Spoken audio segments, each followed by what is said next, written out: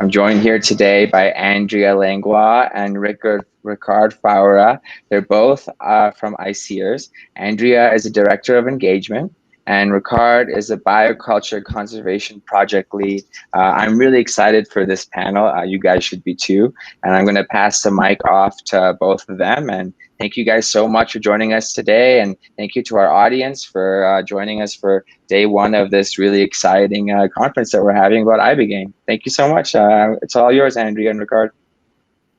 Great. Thank you. Thank you so much. It was a pleasure to be here. It was really excellent to get to listen to Rick Dublin and Deborah Mash. What a great conversation they just had. So just to situate what we'll be presenting about, we're not clinical researchers. We do have some clinical research happening that was referred to in the last session at ICEERS, but we'll be presenting more on an engagement initiative that we've been doing over the last few years, where we were asked to really we like to take like a step back to look at some of the key issues that are being faced around Iboga and Ibogaine internationally. And so we started in two phases. So I will pass it to Ricard to describe the two phases of this project that we're going to be talking about today. Well, thank you, Andrea. Yes, we initially did this first phase where we wanted to engage with the international community. We did that through several techniques and all online, but we applied qualitative and quantitative methodologies, like we did all these deep, in-depth interviews, focus groups, and dialogue sessions, and also a survey in 4 languages.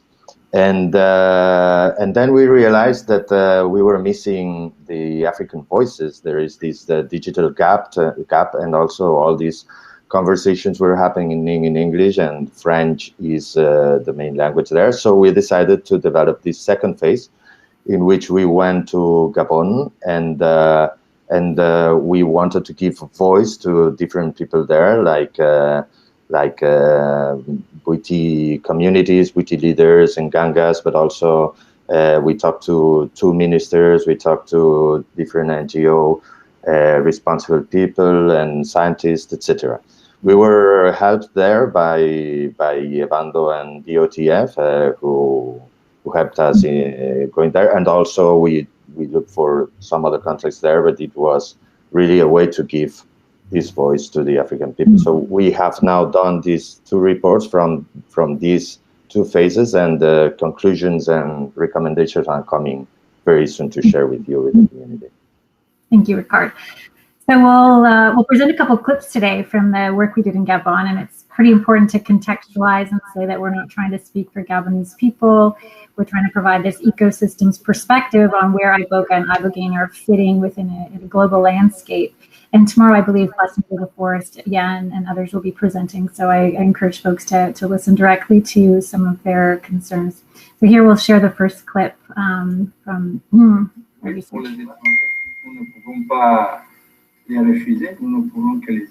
I'm afraid that we couldn't see the subtitles and so on.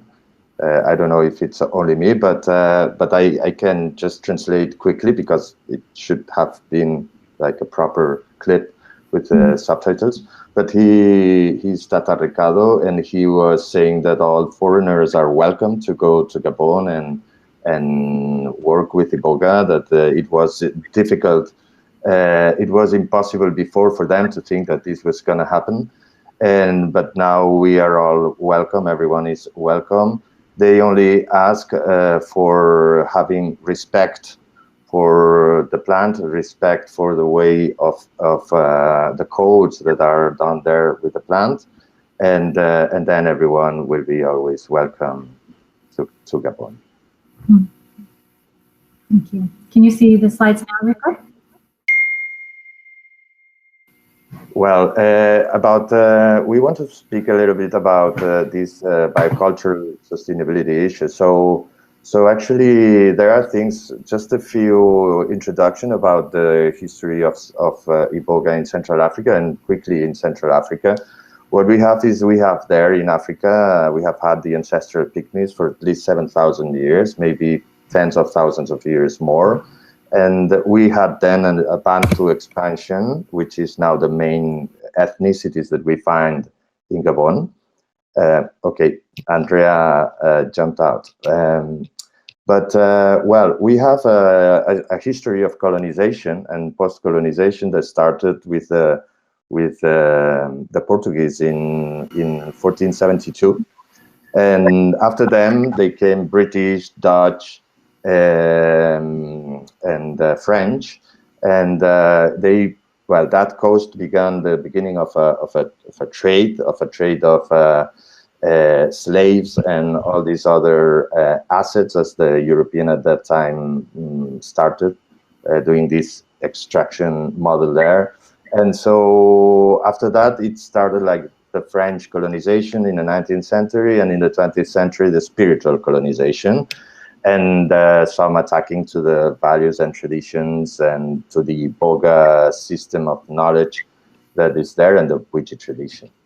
The Ibogaine and the Iboga and the Ibogaine history goes parallel to that. So the first mention that we have, it was in 1819 by a British explorer, but it's not until 1864 that the first specimen comes to the north, goes to France.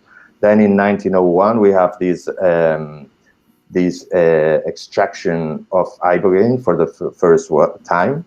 And then we see the first pharmaceutical product in France called Lambaréne in 1939 for fatigue and depression. And well, we know the rest of the story, but it explodes when Ibogaine as a detox treatment is understood that it's working as such by Howard Lotsof in 1962. Then we have all this story about synthetic Ibogaine in 66 and the Schedule 1 in the 70s. And the Iboga and the Ibogaine demand explodes globally in the last, let's say, 20 years.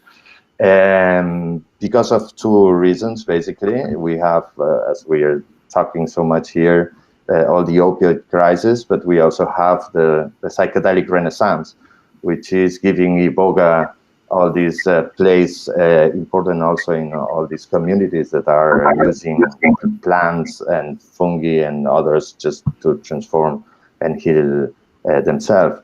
So this has brought to a situation that we are going to explain a little bit now, of pressure over the plant and on some of the communities there, which has brought to a suspension of legal exports of Iboga, Tabernante Iboga from Gabon since 2019. Very quick history of just some little facts that we have there. Thank you, Ricard. Is the presentation working now? We just see it not as a full screen, so it's not very, but it's okay. We can. Okay. It's funny that it's not coming as a full screen. Here we go. We'll go with this. Thank you for your patience. So we look at the. Sorry, they say that you click on presenter mode in the PowerPoint. Okay, I'm trying it. No, she's tried, I think. Go on. Yeah, I have been doing the presenter mode. Yeah, so I see it as a full screen, but you do not see it as a full screen. Now do you see it as a full screen? No problem. Keep on. Okay, so looking at what is a global community, the concept of community is pretty problematized, but we found that we could look at it in three different ways. The Witi communities, the growing a community of psycho-spiritual communities, and also the Ibogaine medical subculture. Over to you, Ricard. This way of working has a long history, and it's been passed, let's say, from culture to culture. So we have here this subculture, the medical subculture, which is the one that mostly we have in the audience here. That in 2019, at least, we had an estimated 80 to 90 treatment centers offering services with Iboga or Ibogaine for addiction and problematic substance use. This figure now might be bigger than it was only 2 years ago, of course. We have here some community strengths. We see in this community that they are really, out of our phase one work, that they are committed and passionate about providing access to these treatments, there is a sense of community within the treatment realm, which sometimes leads to the boundaries between treatment providers and patients to become some kind of blurred. No? And there is also a strong commitment to providing stigma-free care to people with addictions and problematic substance use. You can pass. Okay. I'll read this quote. This is a quote from one of the respondents to our first phase. There's so much shame and stigma attached to this population. They're speaking about people seeking treatment for addictions. It's like swimming upstream with combat boots, you know? We decided many years ago that we wanted it to be dignified, because I've stood in line at the methadone clinic, and, you know, we've been marginalized so poorly when being admitted to the hospital. And because drug histories had that effect on how we were treated, and, you know, it's offering dignified care that's stigma-free to people with lived experience of addiction. Okay, it's fun. We now have the full screen. Great. Yay. Yeah. So when we ask to the people what are the main important factors that they value, we saw different things. You know, we saw that people really value the quality of the treatment. They value being treated with dignity within a stigma-free environment, and they value wanting to feel safe and accompanied. We've seen this in this quote before, no? Some of these. Other important factors were also that they should be being offered support and adequate information prior. As we can see here, people say that never, or one-third of the people said that never or only occasionally participated in preparation sessions before the treatment. Almost half of them never or occasionally received guidance or support in the psychospiritual dimension of the experience. More than half never or occasionally participated in integration sessions, and 2/3 of them never or occasionally were offered follow-up and psychological support. So these are issues important that worry the community and that are not very well responded. You can pass. Thank you. And so yes, respondents also noted that peers, so we mean by peers those people who themselves have had experience, personal experience with Iboga or Ibogaine, or with certain problems with problematic uses of some substances. They think that peers have an important role to play in this holistic service provision. However, personal experience is not in itself enough, and additional training is required. They value multidisciplinary teams as being a strength within service provision, teams that include clinical expertise and psychological and nutritional support, as well as peer support.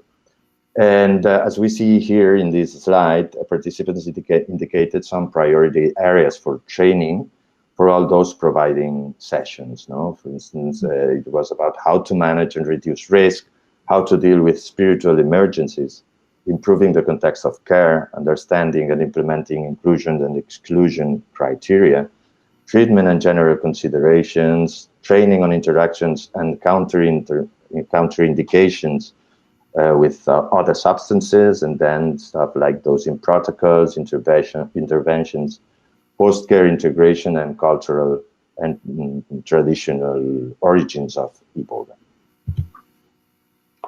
So one of the questions, oh, sorry, I think this is your slide, Ricard. Sorry. No, go on. Okay, so one of the pieces that we found really interesting, it really sets the stage for the second part of our presentation, which is that when we asked these over 200 people across the world what their areas of interest and concern, one of them was sourcing. They wanted to see high quality Iboga and Ibogaine, and there was a lot of concerns. And when we asked people where they got it from, they often got it from friends or close relationships, or some people bought it online, or some people bought it different ways. And digging into this a little bit further, you know, things like cost and where they got it from were of importance. And when we spoke with people, they also, and most everyone would say, oh yeah, I got it from this really great source, or I know the people, or my provider knew the people. But when we really dug into it, we know that that's not that the sourcing is one of the biggest concerns and biggest issues around Iboga.